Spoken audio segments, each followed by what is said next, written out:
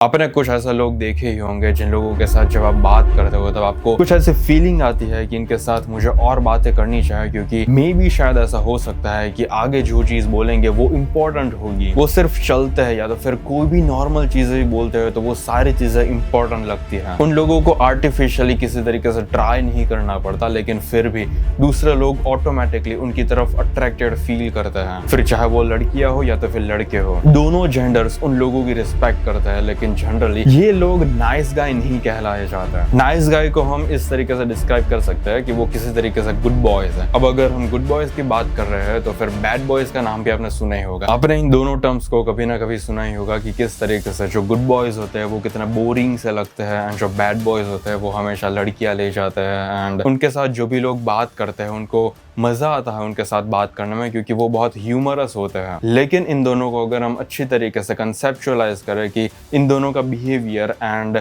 Mindset exactly किस तरीके का होता है, तो फिर इसको हम इस तरीके से पुट कर सकते हैं। जो गुड बॉयज होते हैं वो हमेशा इस तरीके की एक्ट करने की ट्राई करते हैं कि वो कितने केयरिंग है, एंड वो शो भी करते हैं कि वो कितने अच्छे हैं। एंड बिकॉज वो दूसरे लोगों की केयर करते हैं इसलिए वो उनको एडवाइस भी करते हैं कि आपको इस जैसी चीज करनी चाहिए। वो लोग बुक्स रीड करते हैं, वो लोग ठीक ठाक कपड़े पहनते हैं, अच्छी तरीके से एक्ट आउट करते हैं, क्लास में शरारतें नहीं करते। जो लोग नर्ड्स होते हैं उन लोगों को भी कभी ना कभी गुड बॉयज बोला जाता है, एंड ऐसा ऑटोमेटिकली अज्यूम किया जाता है कि उन लोगों के पास गर्लफ्रेंड नहीं होती, वो लोग बोरिंग सी वाइब देते हैं एंड उन लोगों के पास ह्यूमर नहीं होता। सो बेसिकली उनके साथ बात करने में आपको किसी भी तरीके से मजा नहीं आता। लेकिन जब हम बैड बॉयज की बात करते हैं तब आपको जनरली ऐसा लगता है कि वो एक हैंडसम लुकिंग डूड होगा जिसके पास ह्यूमर होगा, जो कभी भी बात करना स्टार्ट करे तो फिर उसके साथ बात करने में मजा आता है, क्योंकि वो इस तरीके से सेंटेंसेस फॉर्म करता है जो बहुत फनी लगता है। लेकिन मेन प्रॉब्लम वहां आ जाती है कि वो बहुत नार्सिसिस्टिक वे में बात करता है,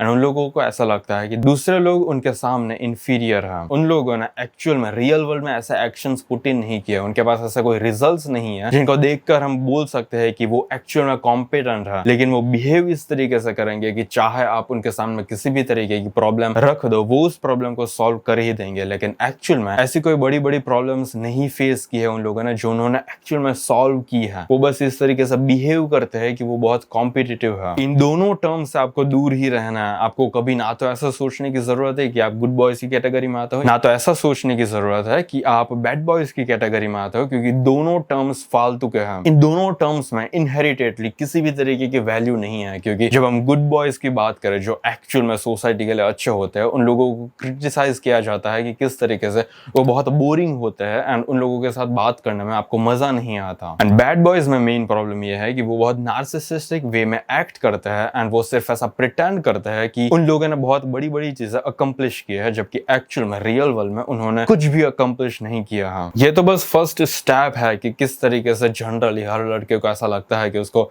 नाइस गाय नहीं बनना चाहिए, क्योंकि नाइस गाय गुड बॉयज की कैटेगरी में आते हैं। नाइस गाइज के अंदर अग्रीएबलनेस की पर्सनालिटी ज्यादा होती है, मतलब वो लोग ज्यादा अग्रीएबल होते हैं। अग्रीएबल एक तरीके की पर्सनालिटी ट्रेट है। आप अग्रीएबल पर्सनालिटी को इस तरीके से देख सकते हो कि मान लो कि मैंने रैंडम बिलीव्स को आपके सामने रखा एंड आपको बोला कि मैं इन सारी चीजों के ऊपर इस तरीके से बिहेव करता हूँ एंड मुझे ये लगता है कि ये एक्चुअल में सही है। तो फिर अगर आप अग्रीएबल हो गए तो फिर आप ऑटोमेटिकली ऐसा सोचने लगोगे कि ओके, इसने अगर ऐसी चीज बोली है कि ये इस चीज के ऊपर बिलीव करता है, सो फिर मे बी मुझे भी इस चीज के ऊपर बिलीव करना चाहिए, क्योंकि अगर मैं बिलीव नहीं करूंगा तो फिर वो शो करेगा कि मैं ये जो भी ओपोनेंट है मेरा उसके सामने एक तरीके से अटैक कर रहा हूँ एंड मैं रिजेक्ट कर रहा हूँ इसके ओपिनियंस को। एंड बिकॉज मैं सामने वाले ओपोनेंट के बिलीव्स को रिजेक्ट कर रहा हूँ तो फिर अब ये मेरी रिस्पॉन्सिबिलिटी आ जाती है कि मुझे अपने बिलीव्स को शेयर करना होगा। एंड अगर मैं अपने बिलीव्स को शेयर करूंगा, अगर मैं ऐसा बोल दूंगा कि ना ये चीज जो तू बोल रहा है वो सच नहीं है,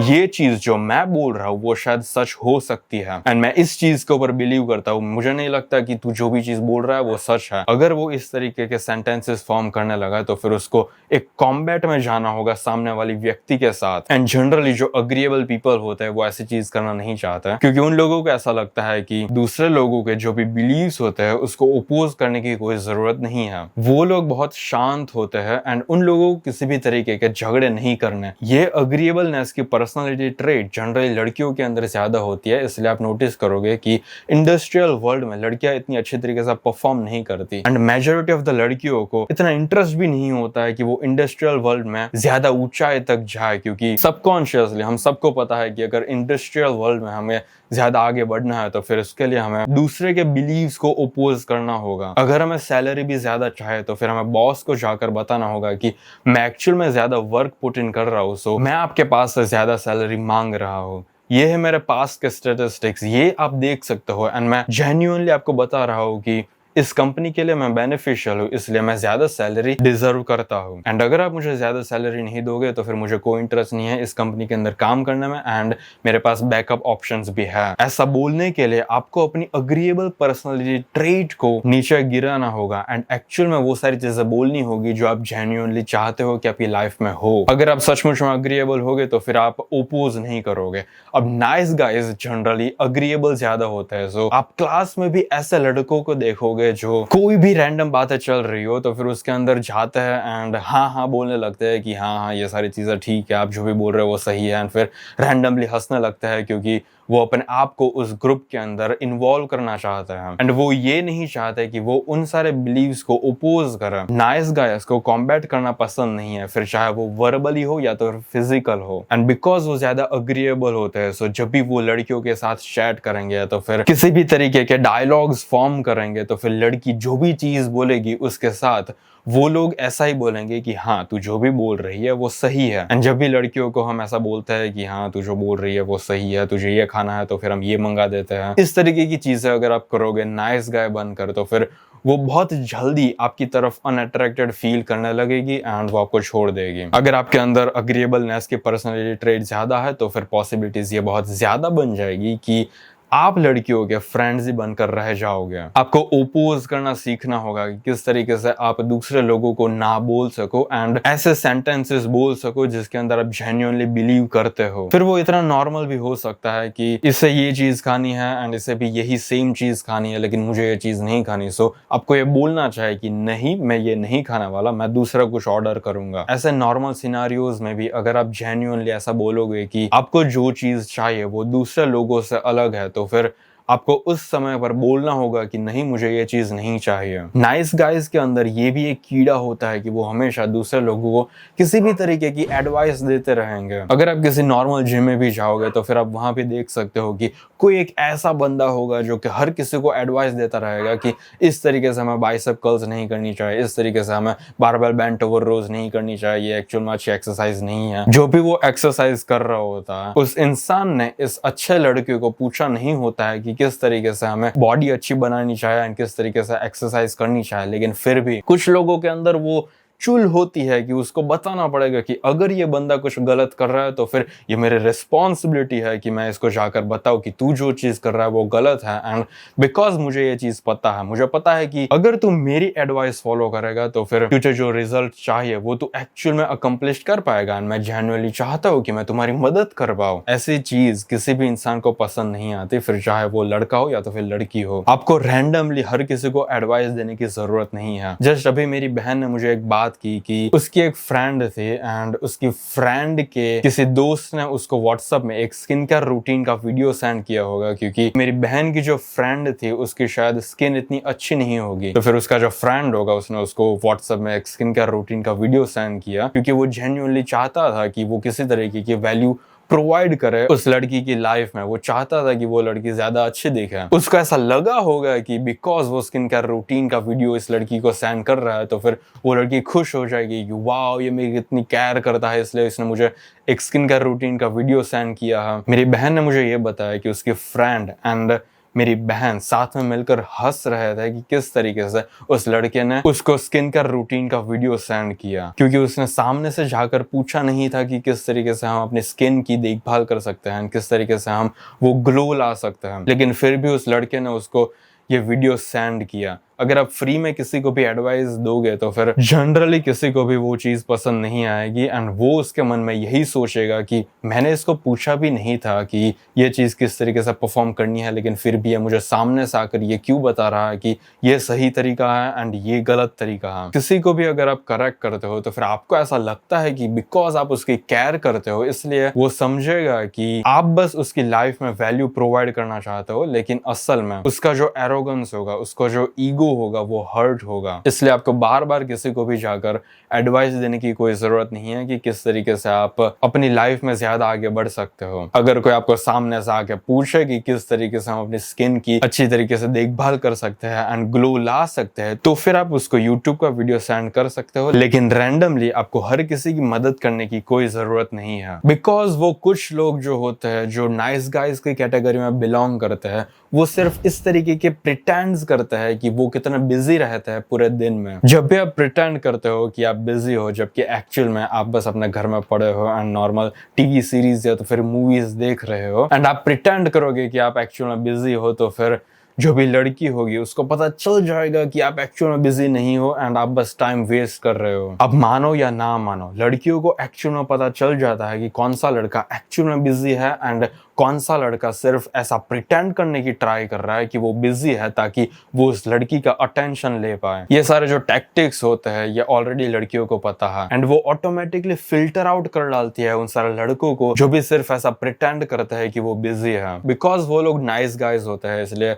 उनके पास फ्रेंड्स भी ज्यादा नहीं होते हैं, वो बाहर घूमने के लिए भी फ्रीक्वेंटली नहीं जाते हैं। तो फिर उन लोगों के पास मोस्ट प्रोबेबली ऐसी कोई चीज नहीं होती जिनके ऊपर वो लोग पूरा पूरा दिन काम कर सके। इसीलिए नाइस गाइज का सबसे पहला मकसद ये होना चाहिए कि उन लोगों को अपनी लाइफ में एक जेन्युइन पर्पस क्रिएट करना होगा। ऐसे गोल्स सेटअप करने होंगे जिन गोल्स के ऊपर वो वर्क कर सके। एंड अगर आप किसी गोल के ऊपर वर्क करते हो एंड आप ऑल आउट जाते हो, पूरे दिन काम करते हो, तो फिर 3-4 महीने में लोगों को ऑटोमेटिकली पता चल जाएगा कि आप इस एक चीज के ऊपर बहुत पैशनेटली काम कर रहे हो। एंड जब उन लोगों को पता चलेगा कि आप भी पैशनेट हो किसी चीज को लेकर, जो चीज जेन्युइनली आपके लाइफ में वैल्यू प्रोवाइड कर रही है, तो फिर वो लोग आपकी ऑटोमेटिकली रिस्पेक्ट करने लगेंगे। वो लोग आपको सिर्फ as a nerd and as a nice guy नहीं देखेंगे। उन लोगों को पता चल जाएगा कि अगर आप कोई चीज ठान लेते हो कि आपको करनी है ये चीज, तो फिर आप एक्चुअल में वर्क पुट इन करते हो एंड आपको रिजल्ट्स भी मिलते हैं। एंड वो पर्पस स्टार्टिंग से बहुत बड़ा नहीं होना चाहिए। आप कुछ नॉर्मल से चीज कर सकते हो, लाइक जिम जा सकते हो, या तो फिर रैंडम रील्स क्रिएट कर सकते हो, यूट्यूब पर वीडियोस क्रिएट कर सकते हो, या तो फिर स्टॉक मार्केट में ट्रेडिंग कर सकते हो, किसी रैंडम बिजनेस मॉडल्स के ऊपर रिसर्च कर सकते हो एंड फिर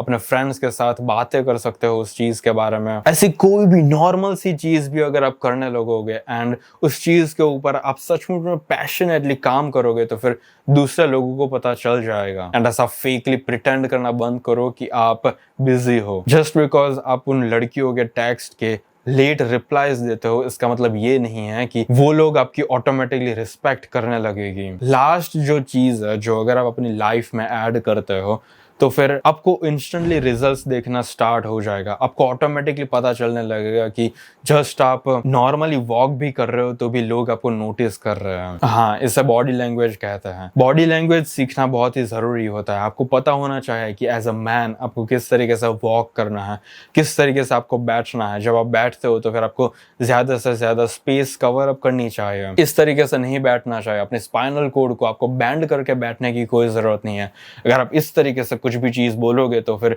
जो भी लिसनर होगा वो आपको सीरियसली नहीं ही लेने वाला है। जब भी आप अपने स्पाइनल कोड को स्ट्रेट रखते हो तो फिर वो शो करता है कि आप जो भी बोल रहे हो वो आप सचमुच में मीन कर रहे हो। वो जो सीरियसनेस होती है आपकी आंखों में वो दिखने लगती है ऑटोमेटिकली। लेकिन उसके लिए आपको अपने फेस के ऊपर इस तरीके के एक्शंस लाने पड़ते हैं। आपको इस तरीके की हैंड मूवमेंट्स करनी पड़ती है जिसको देखकर जो लिसनर होता है उसको पता चल जाता है कि ये जिस भी चीज के ऊपर बात कर रहा है उस चीज के लिए ये सचमुच में पैशनेट है। सो मुझे इस चीज को ज्यादा अच्छे तरीके से सीखना चाहिए कि ये एग्जैक्टली क्या बोलना चाह रहा है। मे बी शायद इसको सुनकर मैं अपनी लाइफ में किसी तरीके की वैल्यू ऐड कर सकता हूँ। आपको स्टोरी टेलिंग सीखनी चाहिए कि किस तरीके से आप अपने पास्ट के कोई भी रैंडम सिनारियोज को अपने फ्रेंड्स के साथ शेयर कर रहे हो, तो फिर सिर्फ रैंडमली अगर आप अपने फेस के ऊपर एक्सप्रेशंस लाओगे या तो फिर हैंड मूवमेंट्स करोगे, तो फिर वो जो बोरिंग सी स्टोरी होगी आपके पास्ट की, वो भी बहुत इंटरेस्टिंग लगने लगेगी। बॉडी लैंग्वेज सीखना बहुत जरूरी है एंड बॉडी लैंग्वेज के लिए मैं लिटरली एक सेपरेट वीडियो क्रिएट कर सकता हूँ, लेकिन ये बिकॉज बॉडी लैंग्वेज का वीडियो नहीं है, इसलिए इस वीडियो के अंदर हम डीप में बात नहीं करने वाला। लेकिन डिस्क्रिप्शन में मैं एक करिश्मा ऑन कमांड करके यूट्यूब चैनल है, उस चैनल की लिंक अटैच कर दूंगा। मुझे पता है कि अगर आप इस चैनल के ऊपर जेन्युइनली रिसर्च करोगे एंड पूरे पूरे दिन इसके वीडियोस देखोगे एंड जब आप स्कूल में होंगे या तो फिर कॉलेज में होंगे और अपनी जॉब कर रहे होंगे, तब भी आप इन बॉडी लैंग्वेज के टैक्टिक्स को यूज कर सकते हो और आपको ऑटोमेटिकली दिखने लगेगा कि किस तरीके से आप ज्यादा अट्रैक्टिव लग रहे हो। जब आप चलते हो तब आपको अपने शोल्डर्स थोड़े से मूव करने होते हैं। ये बहुत छोटी छोटी चीज होती है जो अगर हम अपनी लाइफस्टाइल में ऐड करते हैं तो फिर हम इंस्टेंटली अट्रैक्टिव लगने लगते हैं। लेकिन नॉर्मल लोग बिकॉज नॉर्मल होते हैं, इसलिए उन लोगों को पता नहीं है कि किस तरीके से हम अगर सिर्फ अच्छी तरीके से वॉक करेंगे तो फिर हम अट्रैक्टिव लग सकते हैं। वो लोग इस चीज के ऊपर बिलीव नहीं कर सकते। अगर आपने अपने पास्ट में बहुत सारी चीजें की हैं एंड रियल लाइफ से सारी चीजों को सीखा है, तो फिर आपकी बॉडी लैंग्वेज जो होती है वो ऑटोमेटिकली बहुत अच्छी बन जाती है। आपने उन बूढ़े इंसानों को देखा होगा, उन लोगों ने किसी भी तरीके के यूट्यूब वीडियोस नहीं देखे होंगे, लेकिन फिर भी उनकी बॉडी लैंग्वेज टॉप नॉच होती है एंड वो इसलिए होती है क्योंकि उन लोगों ने बहुत सारे लोगों के साथ बात की होती है एंड उनका जो पास्ट होता है वो स्ट्रगल से भरा हुआ होता है। इसलिए वो लोग बहुत इजीली उस बॉडी लैंग्वेज को फॉलो कर सकते हैं। लेकिन बिकॉज आप अभी यंग हो, इसलिए आप ये जो बॉडी लैंग्वेज के टैक्टिक्स होते हैं उसको अगर आप यूट्यूब के थ्रू सीखोगे तो फिर ज्यादा अच्छा रहेगा, क्योंकि आपके पास टाइम नहीं है। फिर जब आप चलते हो तब आपको अपनी स्पीड भी डिसाइड करके चलनी है कि या तो आपको फास्ट चलना है या तो फिर आपको स्लो चलना है। फास्ट चलने में एंड स्लो चलने में दोनों के अलग अलग फायदे हैं। अगर आप स्लो चलोगे तो फिर ऐसा लगेगा कि आप हरी में नहीं हो, आप अपनी पेस खुद डिसाइड करते हो एंड आप जहां भी जा रहे हो वो चीज आपके ऊपर डोमिनेट नहीं कर रही है। आपका जो टाइम है वो आपकी मुट्ठी में है, इसलिए आप स्लो चल रहे हो। एंड जब आप फास्ट वॉक कर रहे होते हो तब ऐसा लगता है कि आपके पास एक पर्पस है, जिस पर्पस को आप फुलफिल करने के लिए फास्ट चल रहे हो, ताकि जो भी काम आप कर रहे हो वो काम जल्दी से जल्दी पूरा हो सके। एंड आप अपने टाइम की जेन्युइनली बहुत वैल्यू करते हो, इसलिए आप फास्ट चल रहे हो। एंड चलते चलते जब आप अपने फ्रेंड्स के साथ बात कर रहे होते हो तब आपको मूव करने की जरूरत नहीं है, इस तरीके से बात करने की जरूरत नहीं है। उनके सामने देखकर अगर आप बात नहीं करोगे तो भी चलेगा, आपको बस चलना है एंड चलते चलते बात करनी है। आपका फेस स्ट्रेट होना चाहिए, क्योंकि अगर आप उनके सामने देखोगे तो फिर सबकॉन्शियसली नॉर्मल लोगों को ऐसा लगने लगेगा कि सामने से अगर कोई एनिमी आया एंड उसने अगर आपके ऊपर अटैक किया तो फिर आप लिटरली पावरलेस हो। आपको शायद दिखेगा भी नहीं कि उसने आपके ऊपर अटैक कर दिया है एंड आप मर जाओगे। ये फनी सी स्टोरी लग सकती है, लेकिन हमारे न्यूरॉन्स इसी तरीके से वर्क करते हैं। इसीलिए जब भी हम स्ट्रेट देखकर चल रहे होते हैं तब सब लोगों को ऐसा लगता है कि हम बहुत अवेयर है अपने सराउंडिंग्स के। जब आप नॉर्मल किसी भी फैमिली फंक्शन में जाते हो या तो फिर किसी तरीके के ऑफिस में हो, क्योंकि आपको किसी तरीके की बैंकिंग का काम था, सो आप बैंक गए, या तो फिर आप रैंडम ऑफिस में हो जहां से आपको कुछ काम करवाना है, तो फिर उस ऑफिस में जब आप वेट कर रहे होते हो तब आपको इंस्टाग्राम खोलने की जरूरत नहीं है, क्योंकि अगर आप इंस्टाग्राम खोलोगे तो फिर सब लोगों को ऑटोमेटिकली पता चल जाएगा कि आप एक टीनेजर हो एंड बिकॉज आपकी लाइफ में और कुछ करने के लिए नहीं है एंड आप शांति से बैठ भी नहीं सकते, इसलिए आपको इंस्टाग्राम पर स्क्रॉल करना पड़ रहा है। इन सारी चीजों को अगर आप कॉन्स्टेंटली अपने ब्रेन में रखोगे, कॉन्स्टेंटली जब भी आप कुछ भी